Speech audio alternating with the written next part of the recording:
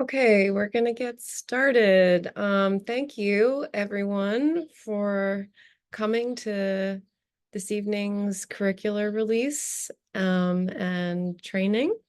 My name is Moira Marquis. I am the senior manager of the Freewrite project, a project that is a Mellon-funded initiative at Penn America that's designed to foster creative writing in carceral spaces.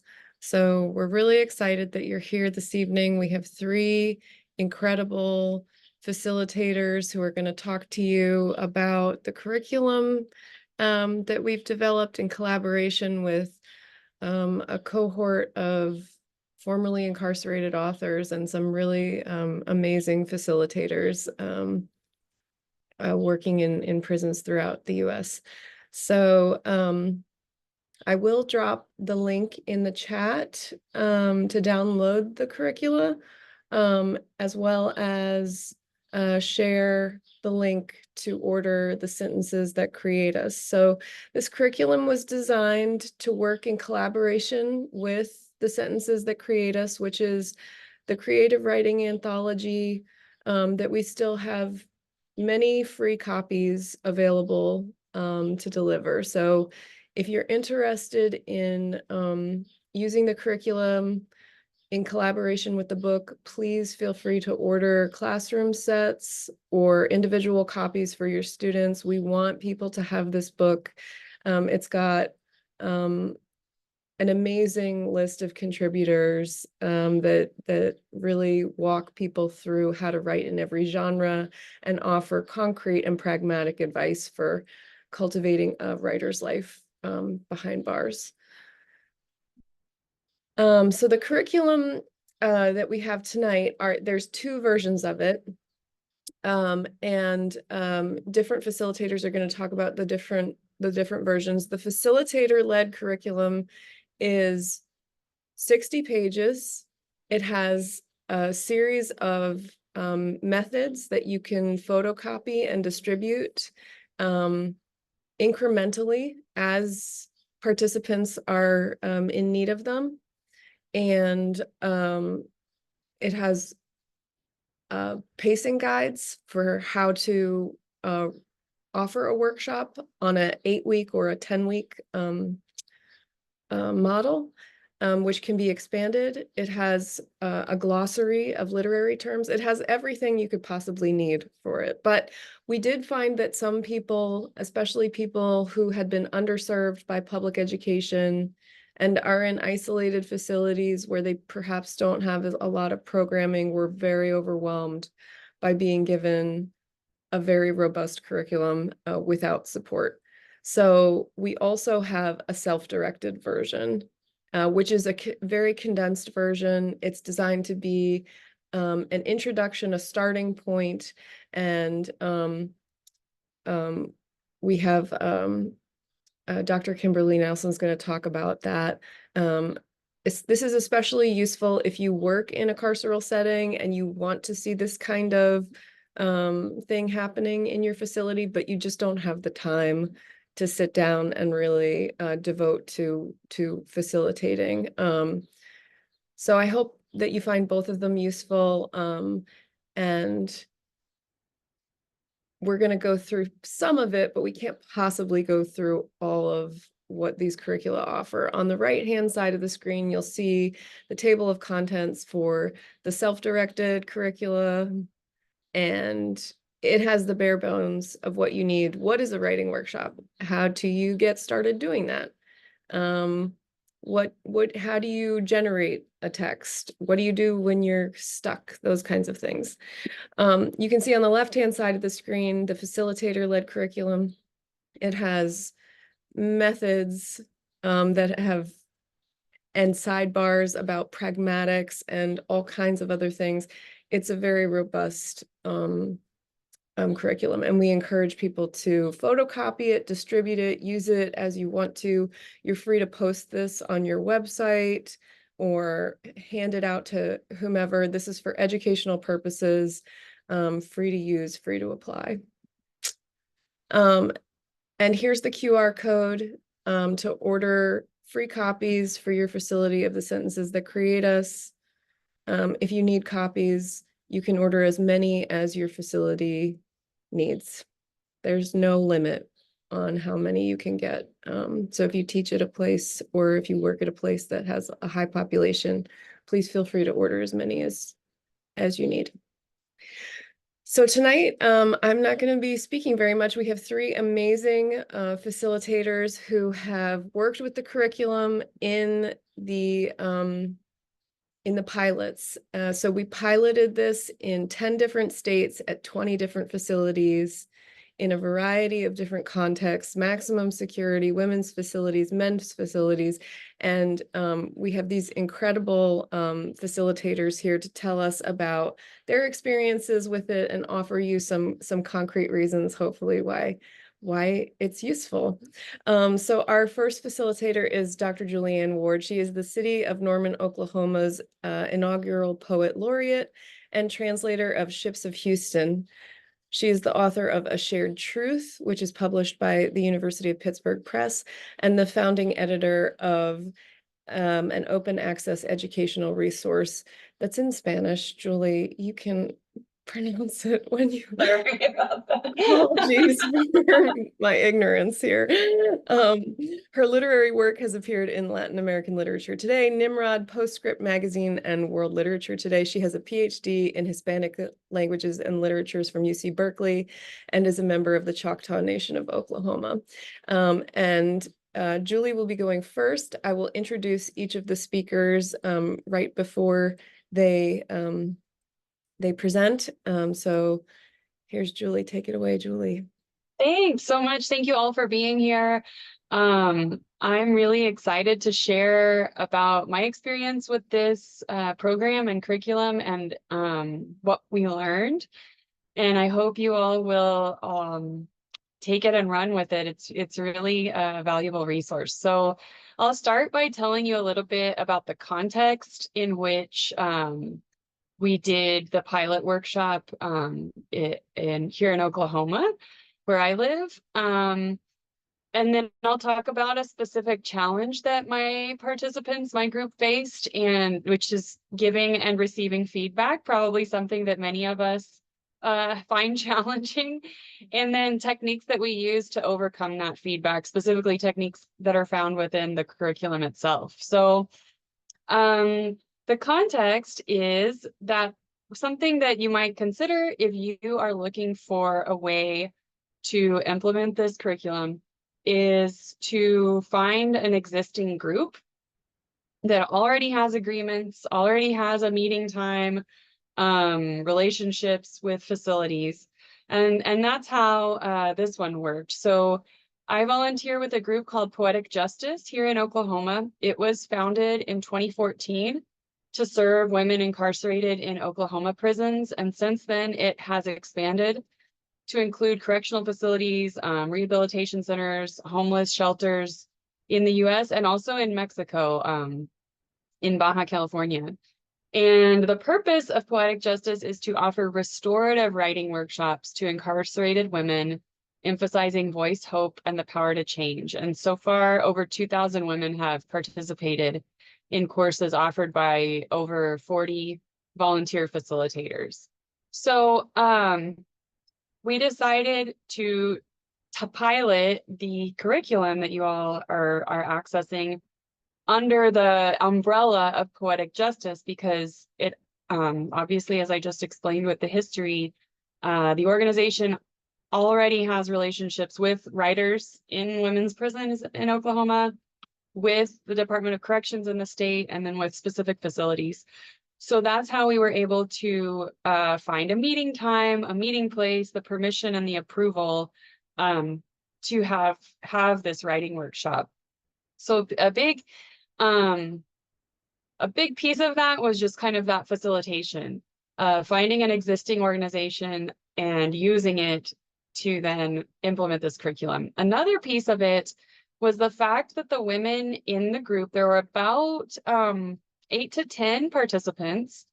It varied week to week who all could come, but it was the same group throughout. They had all been through the Poetic Justice curriculum before. So Poetic Justice starts with an 8-week introductory class that meets once a week for 2 hours. And then at the end, there's a graduation, and everybody, all the poems that have been written through the session are published in an anthology for each participant. And then graduates can take an additional 8-week advanced class. And all of the women in the Freewrite pilot program that we did with this curriculum had been through both the introductory and advanced courses through Poetic Justice. So they had practice writing, first of all, they had practice sharing their writing, and they knew one another. They had been in those classes together in various moments. So there was some trust already among the participants. So that was another thing that was really working in our favor. That's another benefit of working with an existing program, if possible. I think the other presenters can also talk about other ways to do it, but this is just my experience. So we decided to do the Freewrite program at Mabel Bassett Correctional Center. There are over 1,200 women living there. Most of them are held at medium security. It's in McLeod, Oklahoma, which is a rural community. There's about 4,000 people living there.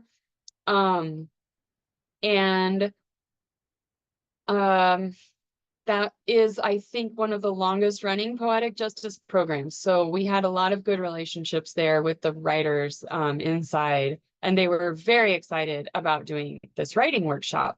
So that brings me then to the challenge. So a key difference between the Poetic Justice classes that the participants were used to, and then this Freewrite workshop that followed the Penn curriculum was the role of feedback. So I was a teacher for a long time. I taught Spanish language and Latin American literature in higher education. So I have a lot of experience with peer review, with writing workshops, and most of the women in this writing workshop at Mabel Bassett did not have that kind of experience of giving peer review, receiving it, and they really needed to create their own structure for doing so in a way that encouraged them to continue writing and didn't just kind of shut them down as a critique. So the reason that this was a challenge is that though these writers were very used to sharing their writing, one of the great things about Poetic Justice, the organization that hosted us, is that it's designed to really encourage and inspire writing and empower writers. And writers, when they share, if they choose to share, also get to choose the kind of feedback they want. And usually the choices are silence, questions, or compliments. So people usually write their poetry in the class setting, share it immediately on the spot. And it's very unusual for people to revise their work or bring in previous work and share it again. So it's a very kind of in the moment, ethereal, creative act, and then a lot of good feedback usually. So this more conventional writing workshop that we were trying to start was new to most people, and it can be very, as we all know, it can be very tender, very difficult to both give and to receive feedback on your creative writing. So the way we approached addressing this challenge was on page 41 of the facilitator-led curriculum. There are some really helpful notes on how to receive feedback. So we definitely focused on that section. And then additionally, pages 40 through 44 are a great resource on revision and peer review. So starting very early in the workshop, one of the ways we approached this was we did a role play activity. So everybody did a skit in pairs of the worst possible peer review session they could imagine. And so you could see someone who hadn't read very carefully, or someone who was giving very vague feedback, someone who was refusing to accept any feedback, and then we kind of revised the skits and re-performed them as better scenarios, and then used that to say, okay, what makes it go well? And then the group came up with their own guidelines for how they wanted to give and receive feedback. So I think that was key, was kind of using people's experience and their fears about how this could go to define as a group how they did want it to go. And then also that the group had that agency and that power to decide how they were going to run their own workshop. So that's another key, I think, that made it go pretty well. So some of the things they came up with were that the writer, who was going to be discussed, whose work was going to be discussed, would write a letter to their readers and explain kind of what kind of feedback they wanted, where they were in their writing process, the context of this piece. So, for example, a lot of people were writing in the email program on their tablets, and it was difficult to write because there's not a lot of editing power in that program. So maybe their letters that they wrote to their readers would say, please don't correct my spelling and grammar. I had a hard time with my keyboard and autocorrect. I'll fix it myself. I want you to focus on the content and whether this is realistic, or something like that. So page 48 of the curriculum has a list of questions that could be perfect for writing this kind of letter to readers, just as an example of the way this curriculum really kind of has solutions for all kinds of problems that you might face. Another thing they decided to do was have one person kind of sponsor each piece of writing that was going to be discussed, not the writer, but one of the readers. So they would start the discussion, introduce the piece, share their own initial thoughts. They were really big on the compliment sandwich, so positive feedback before providing suggestions, then more positive feedback. They agreed that the writer should remain silent and take notes, and then that they would have time to ask questions. And then also, they asked one another, they agreed to write, that the readers would write a letter back to the writer ahead of time to show that they had read carefully, to prepare their thoughts in a mindful and intentional way, and to share their feedback. So this method really seemed to work because the participants were the ones who chose their own format, and they, by consensus, the whole group agreed. They did use the curriculum as their starting point. So they had read it, and that helped them come up with these ideas. It was based on a discussion of what kind of feedback is helpful, what isn't, how to receive feedback in a respectful and a productive way. And also the group was, I think this went well because this group was used to sharing their writing already, even if they weren't used to getting and giving feedback. And there was a lot of talk about, I'm not a real writer, or, I'm not a professional, and things like that. And the idea that you would only revise you would only kind of go through a writing workshop if you were a real writer. And that was a really difficult mindset for people to have to grapple with in this. And so I think that the being able to trust one another to give helpful feedback in the way that was requested was really key. So yeah, I'm really looking forward to your questions and to also hearing my other panelists. But basically, this was I used the facilitator-led curriculum. So there's two options. I used the facilitator-led group. It was using an existing organization's credentials and relationships and meeting time and space. And also, we worked with experienced participants at a women's prison in Oklahoma. And the experience of giving and receiving feedback that was aimed at revision and not only at empowering and uplifting, though that was also in there, was a new experience, and it caused trepidation. But the elements that kind of helped to address that were sort of a flipped classroom. So the group was doing most of the work and the talking and the thinking things through. The participants were the ones who determined the model they would be following for giving and receiving feedback. And then also they practiced. They did the role playing, and then every week they kind of went back to their principals before they started and practiced giving feedback in the way they wanted to help inspire confidence. And it really resulted in productive peer review sessions. So I really encourage you all to get these materials out there and try them out yourselves, because it's really a wonderful experience. So thanks. Thank you so much, Julianne. Each one of our facilitators is going to bring something, a different perspective. So Julianne's working with an established group, an NGO, a nonprofit that, facilitates in facilities that they don't work in. Dr. Kimberly Nelson is going to talk about a completely different model. Dr. Nelson is the supervisor of education at the Federal Transfer Center in Oklahoma City, Oklahoma.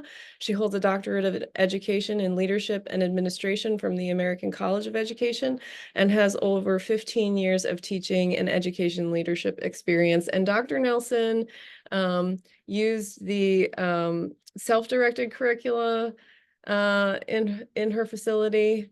And take it away, Dr. Nelson, tell us what it's all about. You're muted still for some reason.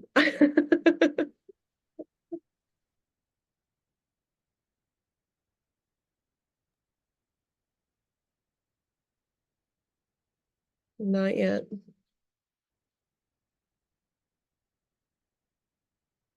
We heard you before.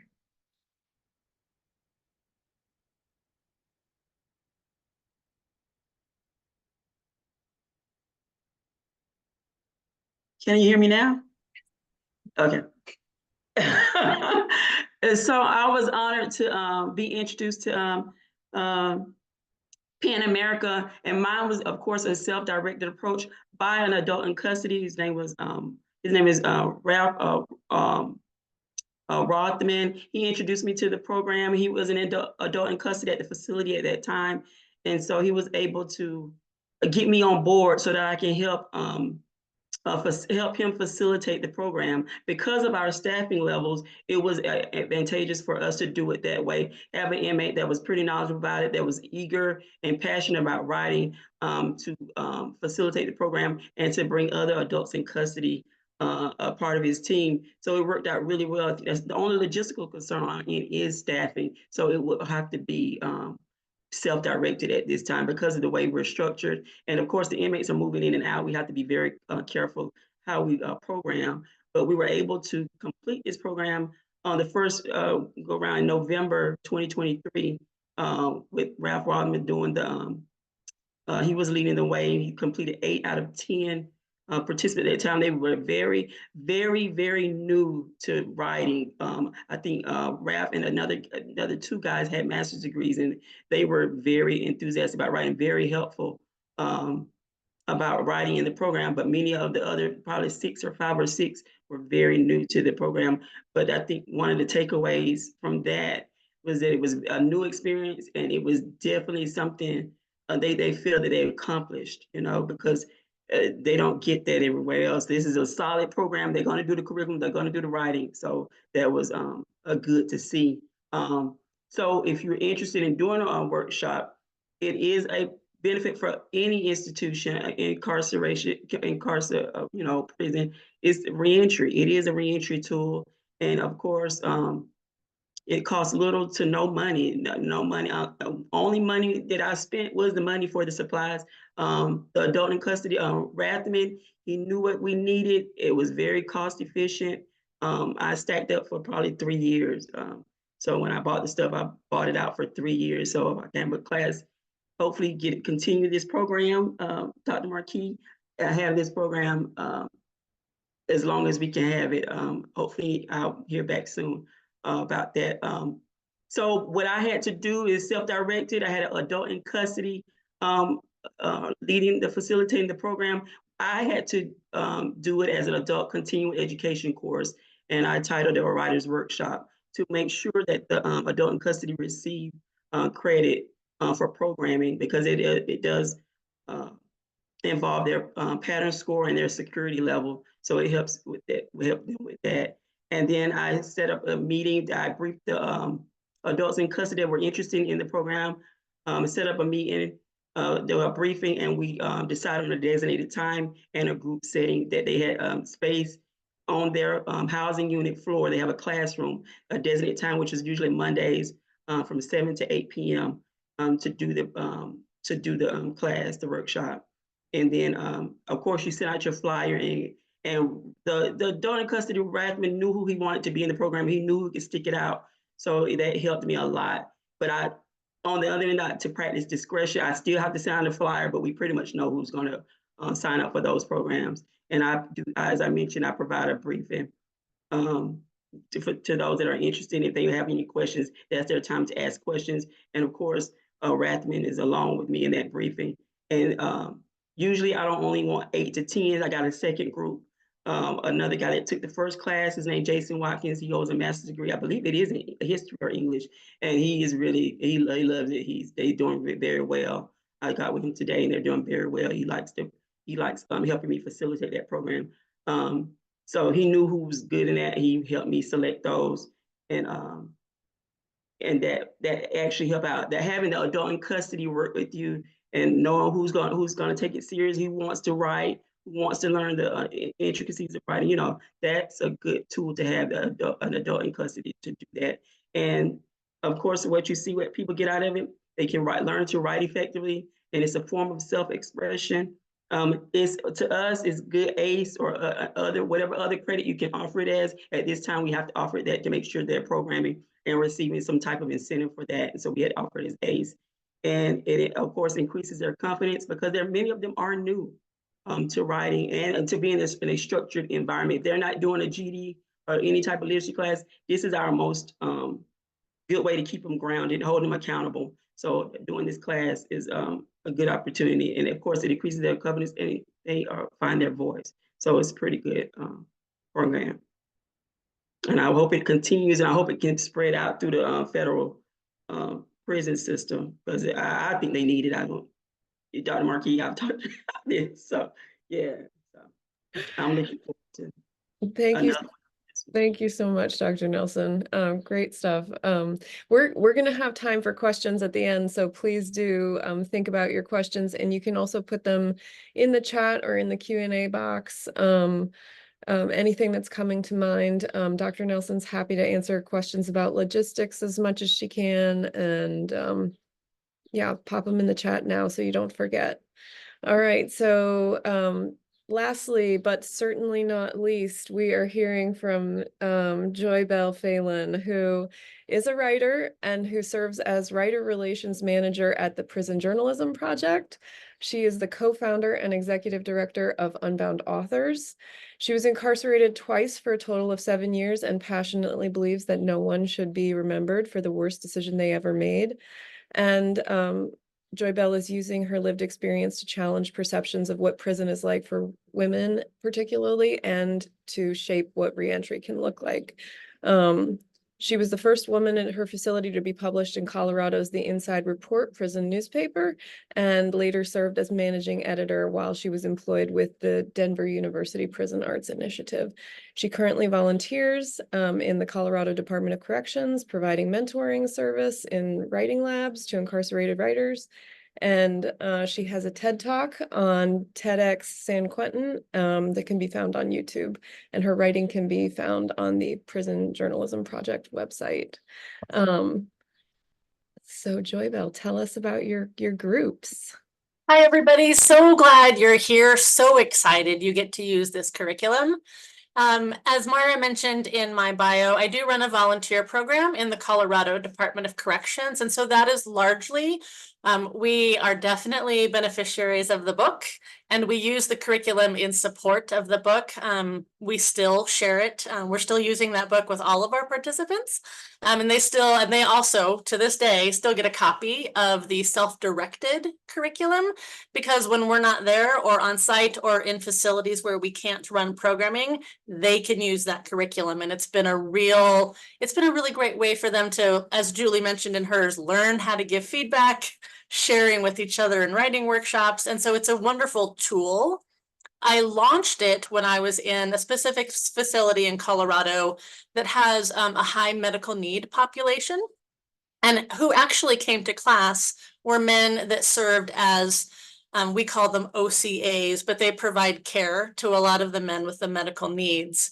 And so this group of men had worked with it's a very small community, so they knew each other pretty well. Some of them had written together already, and so they already had some of that workshopping, muscle that they were exercising.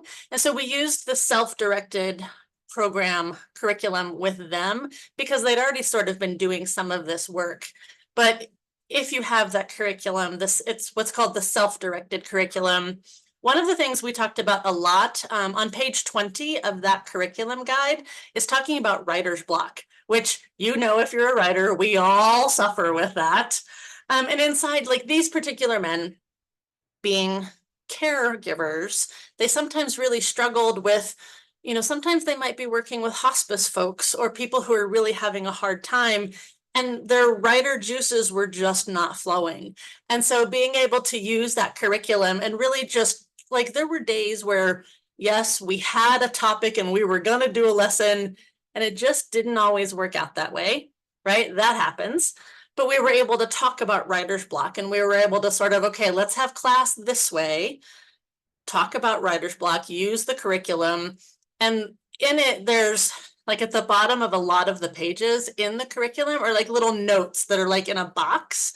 And it sort of guides you if you're feeling stuck, or you know, your students are feeling stuck. It points you specifically to pages in the sentences book that can help further thought and, you know, break into a little more conversation that might be really useful. So even if you're not there administering class, your writers have access to that curriculum. And if they're jumping ahead, which we all know they do, they can really work on what they need to work on. And they've got specific prompts, specific page numbers. So if they're being provided the book as well, which don't forget, the link is in the chat, you can sign up for books. It's a really great way to support them, but even if you're not on site. The other place where I use the curriculum is I was doing virtual classes in Mississippi, and that was more of the instructor or facilitator led curriculum. That group of men, there's not a lot of programming down in Mississippi, if that comes as a surprise. And we had really great, the warden was fantastic at the facility. We had a lot of support. And so we were able to get the books down to them, get the curriculum down to them. And the warden and her team were great about getting the guys logged in and ready for class. But a lot of them hadn't done writing before. And so this was a place where the facilitator led just made a little bit more sense to kind of baby step into this. It was great. They self-selected into the program. They wanted to be there. As Dr. Nelson said, these are people that were very excited, wanted to be doing the writing, but they felt really inferior and like not good enough, and really struggled with sharing work in group. Like there were about 12 to 15 on a good day. And in that larger group, they were really reluctant to give each other feedback. You know, they have to live with each other. They may not always get along, just like every other human on earth. And so that became a real struggle. And so in the facilitator-led PDF, if you're looking at that, again, same thing that Julie mentioned in hers, there are guides to walk through how to give feedback and practicing that. We didn't do skits, although I love that idea, but there was still ways to talk through and work through, like the sandwich, right? The sandwich concept. In my program, we have a rule similar to how Julie described, where the writer who is sharing gets to pick if they want feedback and how they want that feedback. And I kid you not, I literally saw guys like opening up the feedback page and sort of saying, okay, I want my feedback. And it was adorable. It was sort of funny when it was first happening. But it was really, we had to do a lot of work around just sharing, making sure the quieter people had time to share. And the really cool thing about the curriculum, if you're new to facilitating something like this, or you have someone in your area new to facilitating, the curriculum walks you through all of that, points you to page numbers, gives you little notes of other things that maybe you haven't thought about. Or if you've got folks inside facilitating, maybe they haven't thought about. It really is a full package. It's really very complete. If you're getting the book, get the curriculum. The two go hand in glove. And I've just really had a great time leading that curriculum. Happy to answer any questions you may have. But in general, between virtually and in-person facilitation, there were not a lot of hiccups, or it wasn't a lot of one was really different than the other. You can really use these curriculums in any format that makes the best sense for you and your population and your facilities that you might be working in. And really, we had a great time, and we're still using the curriculum and handing it out to people now. Thanks, Moira. Thank you, Joy Bell. That was great. Yeah. Hopefully, the curriculum offers you guides, but it's not meant to be programmatic. So I think all of the facilitators indicated that, you know, individual groups are going to have different needs, and it's great to be able to be responsive. So like there are two overall structures. One is a traditional kind of roundtable workshop model that Dr. Julianne Ward was referring to, that's used in MFA programs. I mean, it's a very rigorous kind of model. There's also this model, Each One Teach One, which Sterling Cuneo, who's incarcerated in Oregon, said this is the model that people inside like really want to do, because it distributes the ownership of the workshop to each member. So it really does the structure functions to distribute responsibility equally and ensure that there's an equitable power dynamic, which is sometimes an issue in carceral settings. So we really hope that the curriculum will be flexible enough for you, and that you can pick and choose the components of it that you need to be responsive to the kind of participants that are in the workshop, to your specific facility, to your staffing needs, to the amount of time that you have to do this. That's what we want it to be. And so hopefully it is. We have time for questions now. So if you have anything you would like to hear more about, please let us know. Dr. Nelson, you alluded to it a little bit, but could you talk a bit about going through official channels to get this approved, particularly for credit? You're still muted. Sorry, because I'm the now that's the easy part. That when the adult in custody Rathman introduced it to me, I immediately knew that I could offer it as an adult continuing education lab. That's just right off the top. I didn't know the direct I don't want to say politics of, but I offered that immediately as an adult continuing education, so that I make sure they got credit for it. And when we do adult continuing education classes, they'll go to their case manager, and that's actually a part of them reducing their pattern score, changing their level of points or something, and helping them get halfway house or whatever case may be, any kind of incentive that they can get. So that's what I had to do. I had to make sure it was some type of programming that they would get hours for. And then I offered as a 10-hour credit. I wish I could do more, but it's 1 hour per week. So it had to be for 10 weeks. So I gave them 10 hours of credit once they completed it. I gave them a printout little certificate, and then and make sure I put it in Century. We call it Century, their education record, and they got credit for that. So that's a part of how it's easier for me to do it as a supervisor. I have that autonomy to do that without going through Now the whole bigger thing that Dr. Market. Right. That's what. Yeah. So since Dr. Nelson is the supervisor of education at the Federal Transfer Center in Oklahoma City, then she's able to smooth the way for those kinds of things. I think I did drop a link in the chat about a peer review article that actually has the sentences that create us featured in it. And so I encourage you to use things like that to share with your administrators.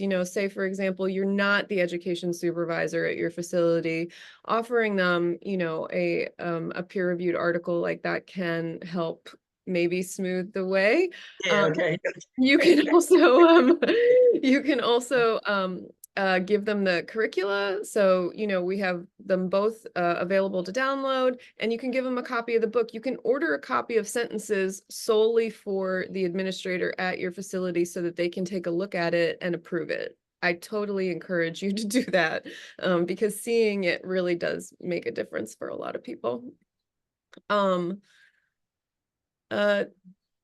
This question is directed for Dr. Ward. Can you say more about the skits with some examples? The skits are so compelling. Everybody loves the skits. And I love how the they were skits used too. early on in the feedback experience across the sessions. Yeah, sure. So this was something I used to do when I was teaching in college classrooms as well. And it's kind of modeled on a theory called theater of the oppressed.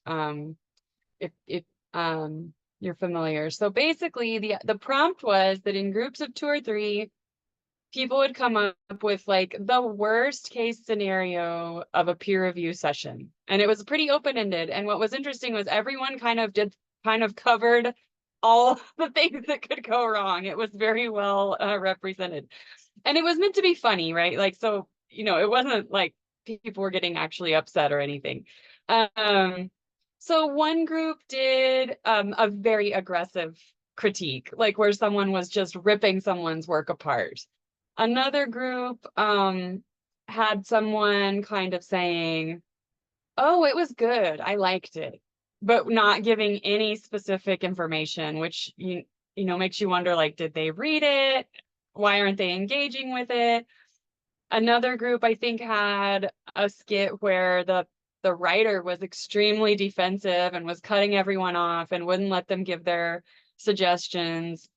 And then the next step was for someone from the audience, for each skit to tap in to the skit, and they would redo it, but this time they would improve the scenario. Like, so giving more productive and helpful feedback, or, being more receptive and asking questions when you're receiving feedback. And then we kind of debriefed and said, why were the bad ones bad? What made them better in the second round or even the third round? And used that kind of brainstorming, like we, wrote on the board lists of like, why was it bad? Why was it good? Use that to create the agreement for how we should give each other feedback. And what was pretty interesting too, that I observed, because basically after the first couple sessions, I was just there so they could have the space, like, so they had permission to work, really. Whoever would be leading the discussion, they took turns rotating each week, would like refer back to those rules every week and remind everyone, like, this is what we're going to do. Remember, we agreed on this. So I think it was important to do it early. I think that something about the humor of it helped people to kind of get some of their worst fears out there in a playful way. And then also have them addressed through the kind of rewriting of the skit. So, and then, yeah, I mean, people would refer back to it throughout. It was a fun, memorable thing. It sounds so fun. I want to be in that classroom. So there's a question about using the curriculum in jails that I think Dr. Nelson gave like a kind of brief answer to, but maybe you want to expound on that a little bit, Dr. Nelson, because you do work at a transfer center, so people are moving in and out, maybe in short order, like in a jail setting. Yeah, so my answer to the Gilbert is that because we're in a transfer center, yeah, they're leaving pretty quick, but we have a set cadre population of 174 that's going to at least be there 18 to 24 months. Some are just 6 months, some are 3 months, but you want to get those that are at least there 3 months or longer at your facility, because if they're just moving, coming in and coming out, there is no point in doing that. But if you know that they're going to be there 3 months or longer, those are the ones you want to kind of get into the doing something that's worthwhile, getting some kind of experience. So that's how I do.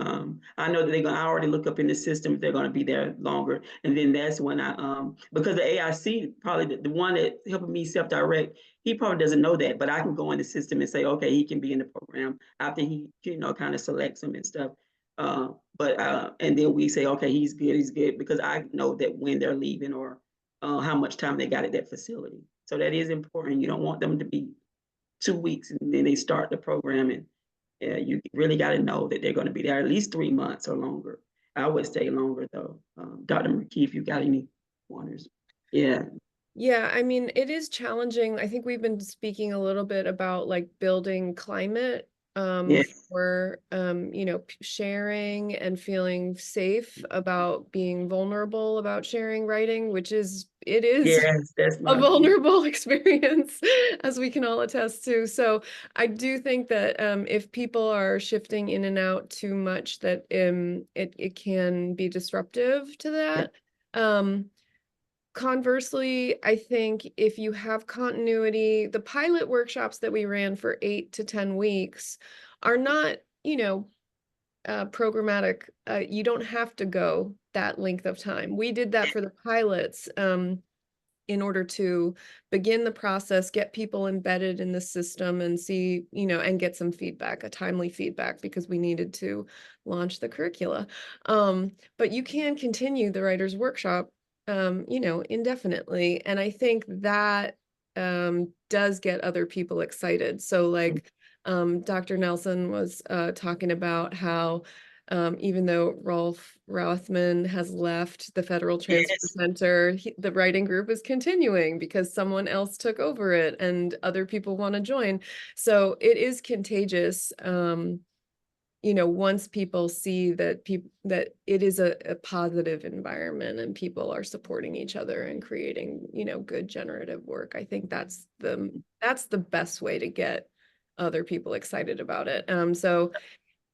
Anybody else have any other suggestions about how to get folks to want to do it in the first place?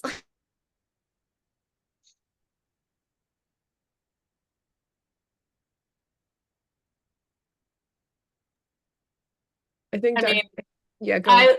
I laughed at that simply because so often what's happened a lot for us, and I'm sure in other places, is they almost always bring a friend, whether it's like their bunkie or their celly, whatever word they use, or a friend. You know, they come to class, they get excited about it, and then next time or a couple times later, like they're bringing a friend. And so it can be frustrating if you're the facilitator and like you've got 10 weeks to do this thing, and like it's not until maybe week 5 that you have a full room. But it does go to like after that, once your 10 weeks or however long starts, those folks will continue to be working and they will continue to be friends and, you know, bring a friend, or like-minded folks end up finding each other and coming to the program. One of our volunteer programs in an outlying facility has quadrupled the number of folks in about 3 months, just by word of mouth and friends bringing friends. So it can take time, which might be a little frustrating on the front end, right? Because you think you're going to fill a room and you might, but you might not too. Like it also, like, I know for those that are working in this space, you know, you're working with folks that are traumatized in some capacity, and it takes a little bit longer to build that trust.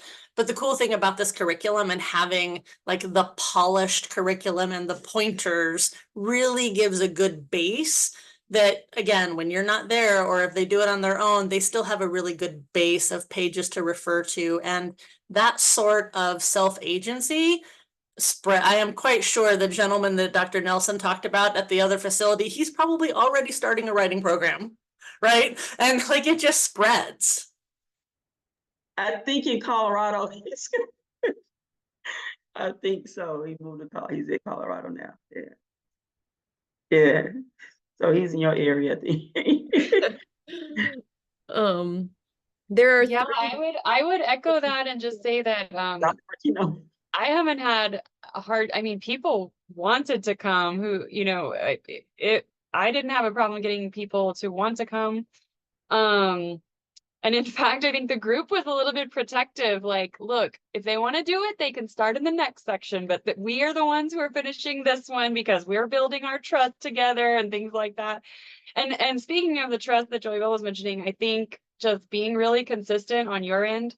If you say you're going to be there, be there. You know, if it's in your control, of course, but letting people know that you're reliable and that you're really going to do what you said and you're going to be there for them to do their writing. It'll just take some time, but people notice that and they'll be attracted to it. Yeah, that's a great point.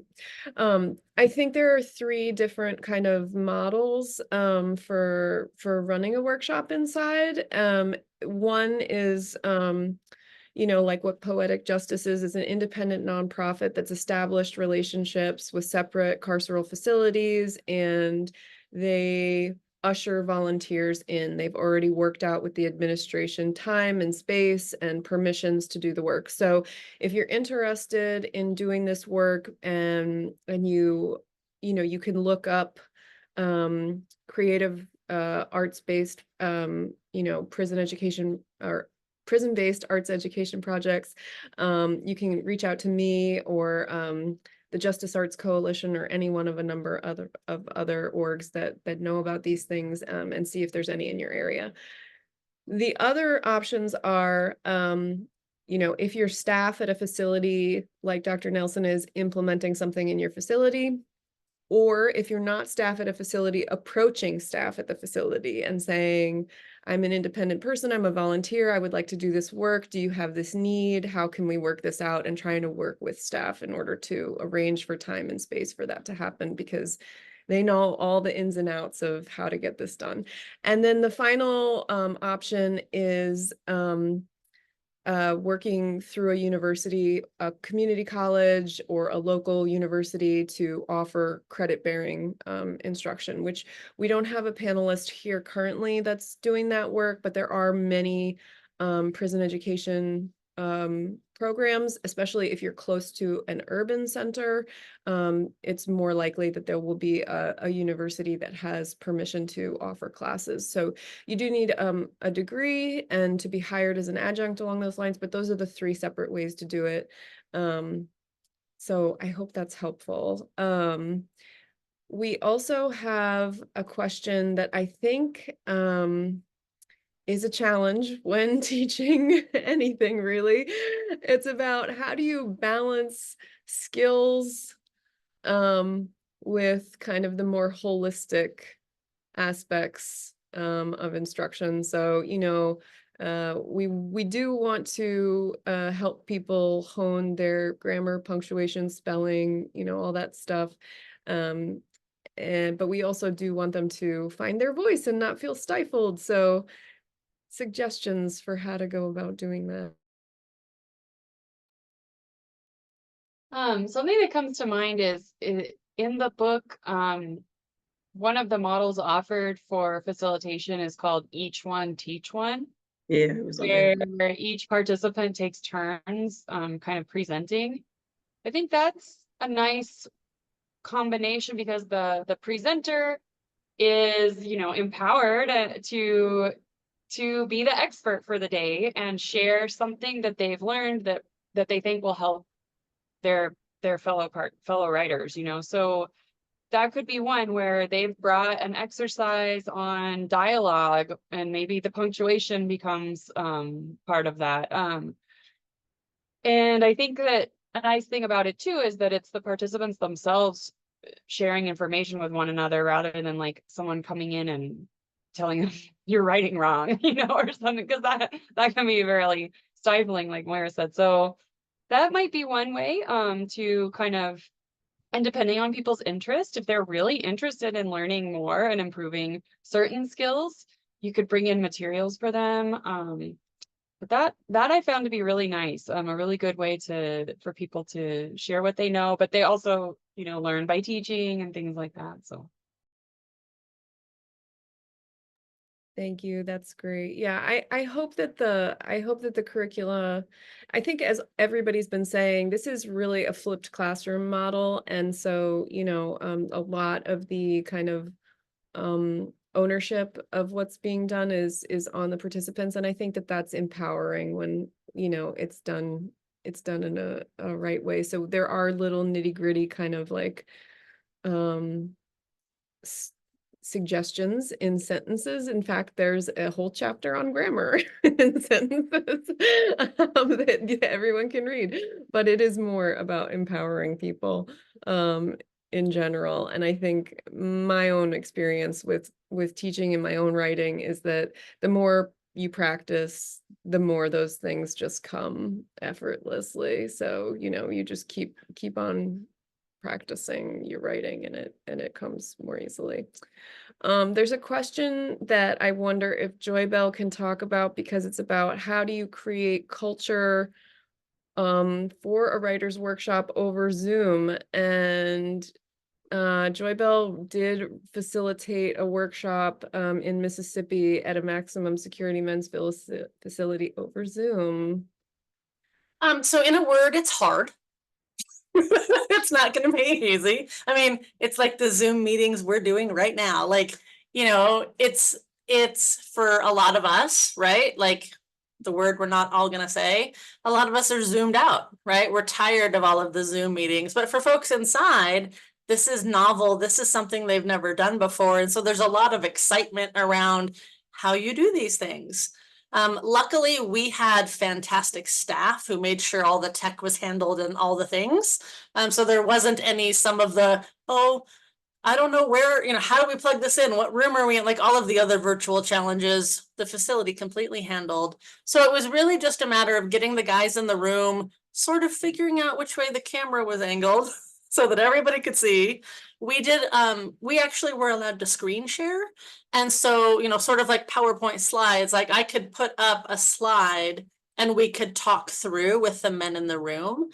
I think it was a little, at least for me, it was a little harder to really notice who wasn't sharing as much and make sure we brought their voice forward. You know, you can always tell who was happy to share. Those folks were not the challenge. It was just making sure we paid attention. And sometimes, like if they were in the far back of the room, it was really sort of hard to see, wait a minute, has so-and-so not spoken yet? And so you just have to be much more intentional around, like, I literally made myself like a little, kind of like a bingo grid, and wrote down in my grid like who was seated where, so that I could make a point of calling on them by name so that they knew they were seen. So that was my little cheat of making sure I knew who was seated where. And if I didn't remember hearing them say something, specifically asking them a question or asking them to read a line off of the PowerPoint. So just, you have to be, I think, a lot more intentional. I definitely had to slow down. Like we started out with like the idea of a 10-week facilitated curriculum, and it took a little bit longer just because it took longer to get through things. Like remember, this was a group of guys that hadn't done this before. So we just had to go over a lot of the basics. I saw somebody had asked about like the grammar and the skills. We had to spend a lot of time going over that. It's a practice, right? And so we just had to keep focusing on it and talking about the questions around, or even providing resources, right? Like, again, had great staff. I was able to send in like handouts that were distributed with the class after they were approved. And so again, the word is intentional. You just have to be really careful and really make a point of, we didn't go over how Julie talked about like going over the ground rules every session. But I think that actually would have been really super helpful in a virtual environment, especially if you had new people attending, to just sort of set the ground of here's where we're at. I think I'm going to crib that idea for next time. But I think that's a really smart way to just remind everybody of what we're doing, how this works, and like it helps to build that culture, I think. Well, thank you all so much. Thank you, everyone who has attended. We so appreciate you and the work that you're doing. I really hope that the curricula are useful for you, and please don't hesitate to reach out.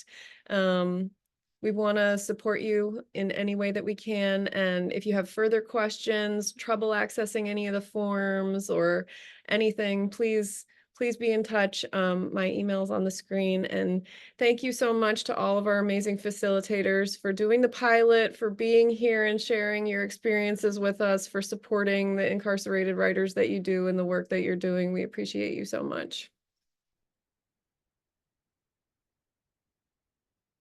Bye, everyone.